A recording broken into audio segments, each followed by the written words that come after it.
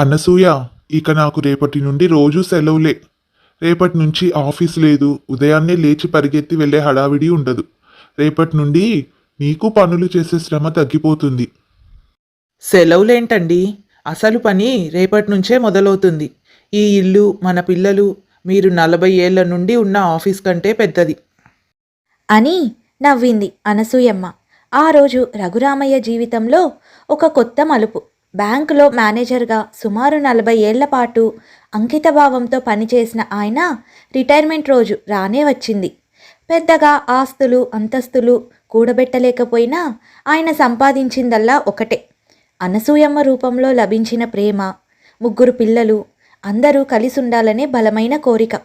అనసూయమ్మ రఘురామయ్యలకు 3 సంతానం.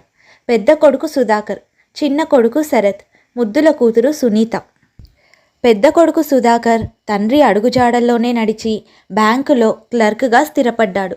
జీతం తక్కువే, కానీ నిబద్ధత ఎక్కువ. అతనికి లోకం పోకడ తెలుసు. తక్కువ జీతంలో కుటుంబాన్ని నెట్టుకురావడం ఎంత కష్టమో తెలుసు. అందుకే తండ్రి మాటకు ఎదురు చెప్పడు. అన్ని పనుల్లో బాధ్యతగా తన వంతు సహకారం అందించడానికి ఎప్పుడూ సిద్ధంగా ఉంటాడు. ఇందిర సుధాకర్ని పెళ్లి చేసుకొని ఈ ఇంటికి వచ్చింది. ఇందిర మధ్యతరగతి కుటుంబం నుంచి వచ్చింది. అనకువ, మంచితనం, ఓర్పు కలిగినది. అత్తామామలను సొంత తల్లిదండ్రుల్లా చూసుకోవడం, ఇంటి బాధ్యతలను తన భుజాలపై వేసుకోవడం ఆమెకు అలవాటు. అనసూయమ్మకు ఇందిర అంటే ఎంతో ఇష్టం. రఘురామయ్య చిన్న కొడుకు శరత్ తెలివైనవాడు. సాఫ్ట్వేర్ జాబ్ చేస్తున్నాడు.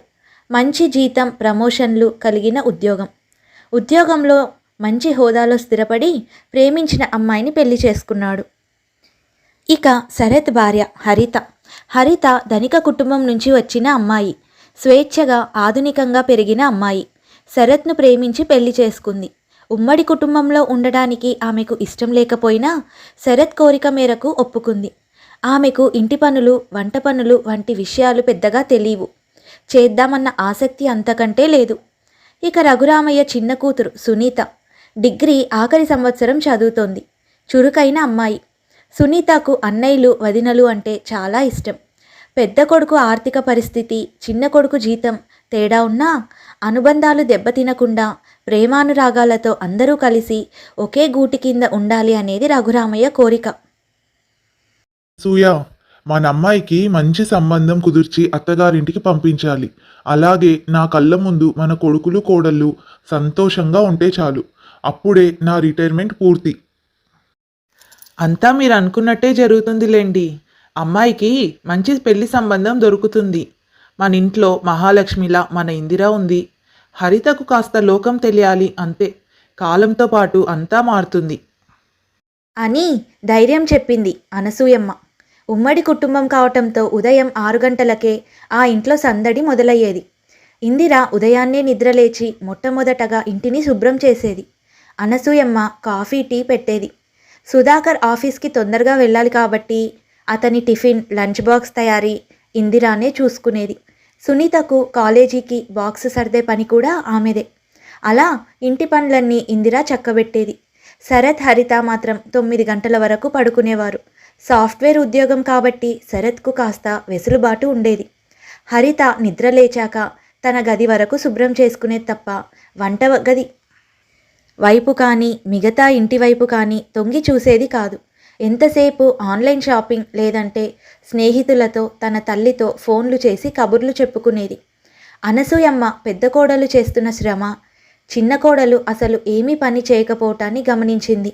కానీ హరితను నేరుగా ఏమీ అనలేదు. ఒకరోజు ఇందిరాతో ఇలా అంది.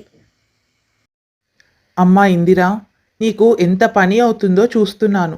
హరితను పిలిచి కాస్త సహాయం తీసుకోకూడదా?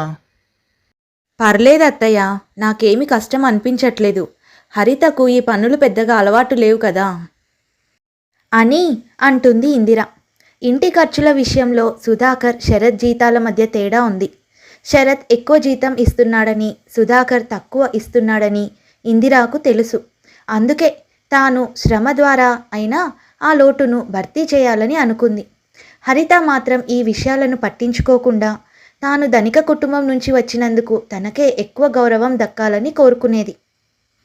అలా కొంతకాలం గడిచింది. సునీత డిగ్రీ పూర్తి కాగానే తనకు పెళ్లి సంబంధాలు రావడం మొదలయ్యాయి. రఘురామయ్య, అనసూయమ్మ చాలా సంబంధాలు చూశాక ఒక మధ్యతరగతి కుటుంబం నుంచి వచ్చిన అబ్బాయి ప్రవీణ్ అందరికీ బాగా నచ్చాడు. మంచి ఉద్యోగం, అణకువ, మంచితనం అన్నీ ఉన్నాయి. పిల్లలు, పెద్దలు అందరూ కూర్చొని మాట్లాడుకున్నారు. చివరికి ప్రవీణ్ తల్లిదండ్రులు తమ కోరిక బయటపెట్టారు. మాకు మీ అమ్మాయి నచ్చిందండి. బంగారం లాంటి అమ్మాయి. కాకపోతే ఈ మధ్యకాలంలో మా అబ్బాయికి చదువుకి, ఉద్యోగానికి చాలా ఖర్చయింది. కాబట్టి కట్నం కొంచెం పెద్ద మొత్తంలోనే ఇవ్వాల్సి ఉంటుంది అని అన్నారు. ఆ మొత్తం రఘురామయ్య శక్తికి మించినది. ఆయన ముఖం ఒక్కసారిగా పాలిపోయింది. రఘురామయ్య నిట్టూరుస్తూ, చూడండి, నా శక్తి మేరకు ఇస్తాను. కానీ మీరు అడిగిన మొత్తం ఇప్పుడే సర్దాలంటే కొంచెం కష్టం అవుతుంది. అదేంటి నాన్నగారు, సునీత పెళ్ళి మనందరి బాధ్యత కదా. మీరు కంగారు పడకండి. ఎంత అడిగారో అంతా ఇద్దాం. పెద్దగా ఆలోచించకండి అన్నాడు శరత్ వెంటనే. సుధాకర్ కూడా తండ్రి దగ్గర కూర్చొని, అవును నాన్న, మా వంతు మేము చూసుకుంటాము. ఎంతైనా సరే మనం సునీతకు వచ్చిన మంచి సంబంధం వదులుకోకూడదు అన్నాడు సుధాకర్. అబ్బాయి వాళ్ళు అడిగిన కట్నం మొత్తము 10 లక్షలు. అందుకు సుధాకర్ ఇలా అన్నాడు. నా దగ్గర ప్రస్తుతం 3 లక్షల వరకు ఉన్నాయి నాన్న, వాటిని సర్దుతాను. వెంటనే శరత్ ఇలా అన్నాడు. నేను 7 లక్షలు ఇస్తాను నాన్న. నా జీతం ఎక్కువ కాబట్టి పర్సనల్ లోన్కి అప్లై చేస్తాను. త్వరగా వస్తుంది. అన్నయ్యకు పిల్లల స్కూల్ ఫీజులని అవి ఇవి ఉంటాయి కదా. అందుకని వీలైనంత వరకు డబ్బు నేనే సర్దుతాను నాన్నగారు. మీరేమీ ఆలోచించకండి అని అంటాడు శరత్. అందుకు రఘురామయ్య, అనసూయమ్మ ఎంతో సంతోషించారు. చిన్న కొడుకు జీతం ఎక్కువైనా బంధాలకు విలువ ఇస్తున్నాడు. ఈ ఉమ్మడి కుటుంబపు బంధం నిలబడిందని ఆనందించారు. కానీ శరత్ తన కుటుంబం కోసం అంత పెద్ద మొత్తం ఖర్చు చేయడానికి సిద్ధపడటం హరిత తల్లి సుప్రజకు ఏమాత్రం నచ్చలేదు. హరిత తల్లి సుప్రజ ధనవంతురాలు.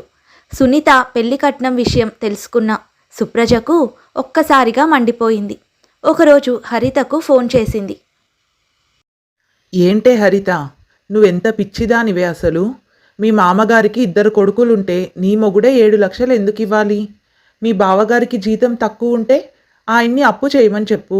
ఎలాగో ఆస్తులు లేవు, అంతస్తులు లేవు. నీ మొగుడు పగలనక రాత్రనక కష్టపడింది.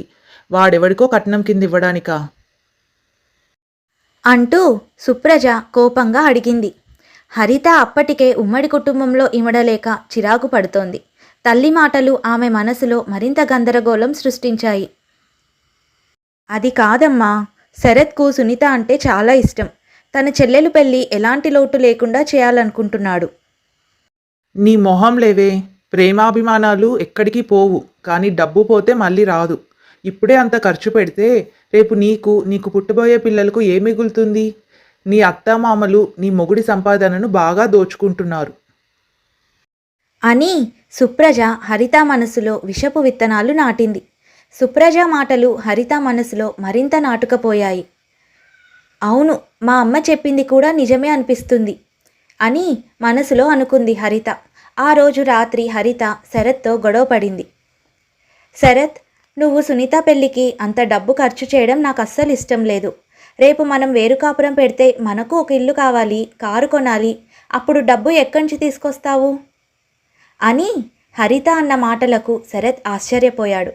హరిత ప్రవర్తనలో వచ్చిన మార్పును చూసి శరత్ కాసేపు మౌనంగా ఉండిపోయాడు. అసలు ఇది నీకు పుట్టిన బుద్ధేనా? చూడు హరిత, ఇది మన కుటుంబం. సునీత నా చెల్లెలు. నాన్నగారికి ఆస్తులేమీ లేవు. అన్నయ్యకు జీతం తక్కువే వస్తుంది. నాకు ఎలాగో మంచి శాలరీ వస్తుంది. నా శాలరీతో లోన్కి అప్లై చేసుకున్నా త్వరగా వస్తుంది. అందుకే ఎక్కువ ఖర్చు నేను పెట్టుకుంటాను అని చెప్పాను. అందులో తప్పేముంది? ఈ విషయంలో నువ్వు మరోసారి జోక్యం చేసుకోవడం నాకు ఇష్టం లేదు హరిత అని అంటాడు శరత్. తన భర్తతో జరిగిన గొడవంతా తల్లి సుప్రజకు చెప్తుంది హరిత. సుప్రజ అంతటితో ఊరుకోకుండా ఒకరోజు ఇంట్లో ఎవరూ లేని సమయం చూసుకొని ఇందిరాతో ఇలా అంటుంది. ఇందిరాతో స్నేహంగా మాట్లాడినట్టుగా నటిస్తూ తన ఆలోచనలను అమలు చేసింది. అమ్మా ఇందిరా, నువ్వు నిజంగా బంగారంవే. ఈ ఇంట్లో ఒక్కదానివే ఎంత కష్టపడుతున్నావు. అనసూయమ్మకు కూడా నువ్వంటే ఎంత ప్రేమో. ఇందులో కష్టమేముంది పిన్నిగారు, ఇంట్లో పనులు చేయటం నాకు అలవాటే. అంతేలేమ్మా, అలా అనుకొని సరిపెట్టుకోవాల్సిందే. నా కూతురు హరిత అంటే ధనిక కుటుంబం నుండి వచ్చింది. దానికి కనీసం టీ పెట్టడం కూడా తెలీదు. మీ ఆయనకు మంచి జీతం వస్తుంటే నీ పరిస్థితి ఇలా ఉండదు కదా. అయినా అందరికీ నా కూతుర్ల అదృష్టం ఉండొద్దు. నిజానికి ఈ కుటుంబ పోషణలో అధిక భారం నా అల్లుడు శరత్ మీదే పడింది. అల్లుడు గారైనా ఎంతని తెచ్చిపెట్టగలరు? బోలా శంకరుడిలా ఆయన వచ్చిన డబ్బంతా కుటుంబానికే ఖర్చు పెడితే రేపు హరితకు పిల్లలు పుడితే ఏం మిగులుతుంది? అని సూటిపోటి మాటలు అంటుంది సుప్రజ. సుప్రజ అన్న మాటలు ఇందిరాను ఎంతగానో బాధపడేలా చేశాయి. కానీ ఏమీ సమాధానం ఇవ్వలేక మౌనంగా ఉండిపోయింది ఇందిర. ఆ రోజు రాత్రి ఇందిర గదిలో ఒక్కతే కూర్చొని ఏడుస్తూ ఉండడం అనసూయమ్మ గమనించింది. ఇందిరాను వెళ్ళి అడిగింది. అమ్మా ఇందిరా, ఇవాళ సాయంకాలం నుండి చూస్తున్నాను. నువ్వు ఎందుకో ఏదో విషయానికి బాధపడుతున్నావు. అదేంటో చెప్పమ్మా. అదేం లేదత్తయ్య, అంతా బానే ఉన్నాను. కాస్త తలనొప్పిగా ఉంది అంతే. నీ మొహం చూస్తేనే తెలుస్తుంది ఏదో జరిగిందని. నా దగ్గర దాచుకోవడం ఎందుకమ్మా? ఏం జరిగిందో చెప్పు. అని అనసూయమ్మ అడగటంతో ఇక చేసేదేమీ లేక సుప్రజతో జరిగిన సంభాషణంతా అనసూయమ్మకు చెప్పింది ఇందిర. బాధపడుతూ చెప్పింది. అలా కొన్నాళ్ళు గడిచాయి. ఇంటి చాకిరీ అంతా ఇందిరా చేయటం, హరితలో వచ్చిన మార్పు, ఆమె తల్లి సుప్రజ ఈ మధ్య ఇంటికి వచ్చినప్పుడల్లా ఇచ్చిన సలహాలు, ఇవన్నీ చూస్తూ అనసూయమ్మకు సహనం నశించింది. కానీ నేరుగా సుప్రజ గురించి, హరిత గురించి ఇంట్లో ప్రస్తావించలేదు. బదులుగా తన పద్ధతిలో సమస్యను పరిష్కరించడానికి నిర్ణయించుకుంది. ఒకరోజు అనసూయమ్మ శరత్ దగ్గరికి వెళ్ళి ఇలా అంటుంది. శరత్, మీ పెళ్ళైనప్పటి నుండి చూస్తున్నాను. హరిత ఇంటి పనుల్లో పాలు పంచుకోవట్లేదు. కొత్తగా పెళ్ళైంది కదా, నెమ్మదిగా తనే తెలుసుకుంటుందిలే అని ఇన్ని రోజులు నేను ఏమీ చెప్పలేదు. కానీ ఇప్పుడు సునీత పెళ్లి పనులు కూడా మొదలయ్యాయి. పని భారం అంతా ఇందిర ఒక్కదాని మీదే పడుతుంది. అవునమ్మా, నేను గమనిస్తున్నాను. నేను కూడా తనకు చాలాసార్లు చెప్పి చూశాను. ఏమన్నా అంటే నాకు ఈ పనులన్నీ అలవాటు లేదు అంటుంది. అలవాటు లేకపోవడం వేరు, కనీస బాధ్యత తెలియకపోవడం వేరు. డబ్బు విలువ, అనుబంధాల విలువ తనకు తెలుసుకోవాలి. సరే అమ్మా, నేను తనకు మళ్ళీ ఒకసారి చెప్పి చూస్తాను అని అంటాడు శరత్. కానీ శరత్ మాటలు హరిత వింటుందని నమ్మకం లేదు అనసూయమ్మకు. ఎవరి మనసు నొప్పించకుండా తానే హరితను మార్చాలని అనుకుంది. అందుకోసం ఒక ప్రణాళిక వేసుకుంది. ఒకరోజు ఇంట్లో అనసూయమ్మ, హరిత మాత్రమే ఉన్నారు. అనసూయమ్మ హరితను పక్కన కూర్చోబెట్టుకుంది. ఆమె ముఖంలో కోపం లేదు, కేవలం ప్రేమ, ఆప్యాయత మాత్రమే ఉన్నాయి. హరిత, నీతో కొంచెం మాట్లాడాలమ్మా అని అంది అనసూయమ్మ. హరిత కాస్త కంగారు పడింది. ఏమైంది అత్తయ్య అని అడిగింది. ఏం లేదమ్మా, మీ అమ్మగారు సుప్రజ నాకు వియంకురాలు మాత్రమే కాదు, మంచి స్నేహితురాలు కూడా. ఈ మధ్య ఆమె నీకు మంచి మంచి సలహాలు ఇస్తుందని విన్నాను అని అంది అనసూయమ్మ. హరిత అత్తగారంతా గమనించిందని గ్రహించి కాస్త తల దించుకుంది. చూడమ్మా హరిత, పెళ్ళంటే కేవలం భార్యాభర్తలు మాత్రమే కాదు, 2 కుటుంబాలు, 4 తరాలు. నువ్వు ధనిక కుటుంబం నుండి వచ్చావు, అది నీ అదృష్టం. శరత్కు మంచి జీతం వస్తుంది, అది మీ కష్టం. ఇక్కడి వరకు అంతా సంతోషమే. కానీ హరిత, ఒక కుటుంబంలోకి వచ్చాక డబ్బుకు విలువ ఉంటుంది, కానీ అంతకంటే అనుబంధానికి ఎక్కువ విలువ ఉంటుంది. నీకు తెలుసా, మీ మామగారు 40 ఏళ్ళు ఉద్యోగం చేశారు. ఆయనకు డబ్బు దాచుకోవాలని అనిపించదా? కానీ సుధాకర్, శరత్, సునీత వీళ్ళ చదువులకే ఆయన మొత్తం ఖర్చు చేశారు. ఏమీ దాచుకోలేదు, ఎందుకంటే పిల్లలే ఆయన సంపాదించిన ఆస్తి అని అనుకున్నారు. సుధాకర్ జీతం తక్కువ కాబట్టి ఇందిర ఎక్కువ పని చేయాలి, శరత్కు ఎక్కువ జీతం వస్తుంది కాబట్టి నువ్వు, అలాగే గొప్పింటి నుండి వచ్చావు కాబట్టి నువ్వు ఏ పని చేయకూడదు అని అనుకోవటం న్యాయమేనా? అది కాదత్తయ్య, మా అమ్మ. మీ అమ్మ గురించి నాకు బాగా తెలుసమ్మా. సుప్రజ ఆప్యాయంగానే మాట్లాడుతుంది, కానీ ఆమె ఆలోచనల్లో స్వార్థం ఉంది. మీ అమ్మకు నీ భర్త డబ్బులు వేరే వాళ్ళ కోసం ఖర్చు చేయడం ఇష్టం లేదు. తప్పు లేదు. తల్లి ప్రేమ అలానే ఉంటుంది. కానీ నీ భర్త ఖర్చు పెడుతున్నది ఎవరి కోసము? పరాయి వారి కోసం కాదు కదా. తన చెల్లెలి కోసం, తన తండ్రి పరువు కోసం. సునీత పెళ్ళి మనందరి బాధ్యత. రేపు నీకు, శరత్కు ఏదైనా కష్టం వస్తే ముందు వచ్చి నిలబడేది మీ బావగారు, నీ తోటికోడలు ఇందిర. ఆస్తులు అంతస్తులు ఎప్పుడైనా పోవచ్చు, కానీ కుటుంబం ఇచ్చే అండ, ధైర్యం ఎప్పటికీ పోవు. నీ మొగుడు ఇస్తున్నది 7 లక్షలు కాదు, తన కుటుంబానికి అండగా నిలబడుతున్న బలం. ఆ బలమే నీకు పెద్ద ఆస్తి. హరిత, నువ్వు ధనిక కుటుంబం నుండి వచ్చావు, కానీ డబ్బున్న వాళ్ళు గొప్ప వాళ్ళేమీ కాదు, మనసున్న వాళ్ళే గొప్ప. ఇందిర రోజంతా పనులు చేసి అలసిపోతుంటే నువ్వు కనీసం 1 గంట సహాయం చేయలేవా? ఉదయం లేచి ఒక కప్పు టీ పెట్టలేవా? నేను మీ అమ్మనే అమ్మా. నాకు నా పిల్లలు సంతోషంగా ఉంటే అది చాలు. నువ్వు శరత్ వేరే కాపురం పెట్టాలని అనుకుంటే నాకు బాధ లేదు. బయటి మాటలు విని నీ జీవితాన్ని, నీ సంసారాన్ని పాడు చేసుకోవద్దు. నా మాటలు నీకు నచ్చకపోతే మీ అమ్మ మాటలు విని నువ్వు వేరే కాపురం పెట్టుకోవచ్చు, కానీ ఈ ఇంటి బంధాలను మాత్రం విడదీయద్దు. అనసూయమ్మ మాటలు హరిత మనసును కదిలించాయి. హరిత మనసులో ఇలా అనుకుంటుంది, అత్తయ్య చెప్పిందంతా నిజమే. డబ్బు కంటే కుటుంబం బంధమే ముఖ్యం. ఇందిరా అక్క ఎంతో కష్టపడుతుంది. నేను పనులేమీ చేయకపోయినా అత్తయ్య నన్ను ప్రేమతోనే మందలించింది అని అనుకొని మనసులో బాధపడుతుంది హరిత. నన్ను క్షమించండి అత్తయ్య. నా తల్లి నాకు ఇచ్చిన సలహాల వల్ల నేను అహంకారంతో ప్రవర్తించాను. ఇంట్లో పరిస్థితులు, కష్టాలు నాకు తెలీదు. నా తప్పు నేను తెలుసుకున్నాను. ఇక ఎవ్వరినీ బాధ పెట్టను అని కన్నీళ్లు పెట్టుకుంటుంది హరిత. ఇక ఏడవద్దమ్మా, నువ్వు అర్థం చేసుకున్నావు, నాకు అది చాలు అని అనసూయమ్మ హరితను హత్తుకుంది. ఆ రోజు రాత్రి హరిత తన గదిలో శరత్తో మనసు విప్పి మాట్లాడింది. శరత్, నన్ను క్షమించు. నేను మన కుటుంబ విలువను సరిగ్గా అర్థం చేసుకోలేదు. అత్తయ్య నాకు అన్నీ వివరంగా చెప్పారు. సునీత పెళ్ళికి మీరు ఇస్తున్న 7 లక్షలు ఎంత విలువైనదో నాకు తెలిసింది. మీ అన్నయ్య సంపాదన తక్కువైనా ఆయన మద్దతు ఎంత గొప్పదో నాకు తెలిసింది. ఇకపై నేను కూడా ఇంటి పనుల్లో భాగమవుతాను అని సంతోషంగా చెప్పింది హరిత. శరత్ ఆనందంతో హరితను దగ్గరికి తీసుకున్నాడు. హరిత, నీ మనసు బంగారం లాంటిది. కొంచెం లోకం తెలియాలి అంతే.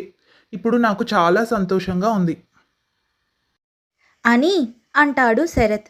మరుసటి రోజు ఉదయం హరిత ముందే నిద్రలేచింది. నేరుగా వంటగదిలోకి వెళ్ళింది. ఇందిర వంటగదిలో కాఫీ పెడుతూ ఉంది. అక్క, నేను వంట చేస్తాను, నువ్వు కాసేపు కూర్చో అని అంది హరిత. ఇందిర ఆశ్చర్యంగా చూసింది. ఏమైంది హరిత? ఏం లేదక్క, నువ్వు రోజంతా కష్టపడుతూనే ఉంటావు. ఈ రోజుకి నువ్వు బావగారి లంచ్ బాక్స్ ప్యాక్ చేయి, మిగతా వంటంతా నేను చేస్తాను అని అంటుంది హరిత. హరితను చూసి ఇందిర మనసు సంతోషంతో నిండిపోయింది. ఆ రోజు ఆ ఇంటి వంటగదిలో 2 కోడళ్ళు కలిసి నవ్వుతూ మాట్లాడుకుంటూ వంట చేశారు. రఘురామయ్య, అనసూయమ్మ ఇద్దరు తెలుపు దగ్గర నిలబడి ఆనందించారు. చూసారా అండి, నా కోడళ్ళిద్దరూ ఎంత చక్కగా పనులు చేసుకుంటున్నారో. అవునా అనసూయ, నువ్వు ఉన్నంత వరకు ఈ ఇంటికి ఏ లోటు రాదు. అన్నాడు రఘురామయ్య సంతోషంగా. అలా కొన్నాళ్ళు గడిచాయి. సునీత పెళ్లికి ఏర్పాట్లు మొదలయ్యాయి. పెళ్లి ఖర్చు కోసం శరత్ 7 లక్షలు, సుధాకర్ 3 లక్షలు, రఘురామయ్య తన ప్రావిడెంట్ ఫండ్ డబ్బుల్లోంచి కొంత కలిపి కట్నం ఖర్చులు మొత్తం సర్ది పెట్టారు. కట్నం గురించి హరిత గొడవ చేయకపోవడంతో శరత్ మరింత ఉత్సాహంగా పెళ్లి పనుల్లో సహాయం చేశాడు.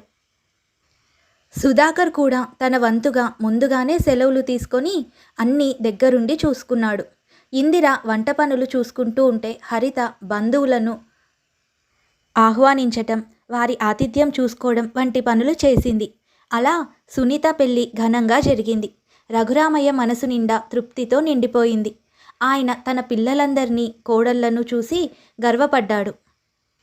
అనసూయమ్మ మాత్రం సుప్రజ వచ్చినప్పుడు ఆమెతో చాలా సౌమ్యంగా కానీ బలంగా మాట్లాడింది.